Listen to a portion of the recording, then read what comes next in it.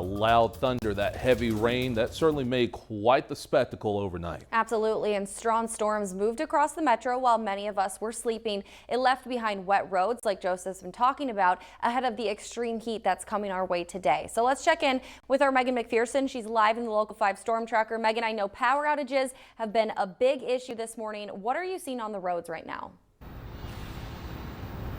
Yeah, hey, Dana and Joseph, we're heading west right now on Southeast University Avenue here in Waukee, and we're seeing a little bit of everything this morning. So some of the streetlights have come back on here, but just up ahead, you'll see in just about 15 seconds or so, we are monitoring a situation where there is an entire row of power lines off to the left side of your screen. And again, we're going to get closer here so you can take a look, but that have basically toppled over because of those heavy winds overnight in addition to the rain, and that is causing widespread power outages in this area.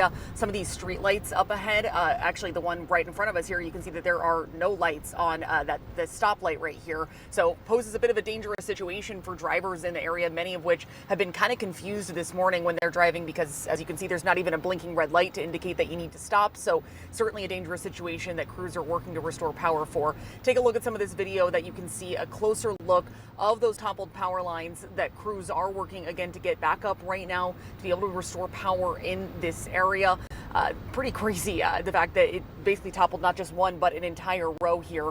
And there is also, I believe this is 94th Street up here in the area that is also closed down because one of those power lines is spread across the street. There are live wires that are across the street in that area, and there is a police car blocking that area as well. So that's what you're seeing in that video there.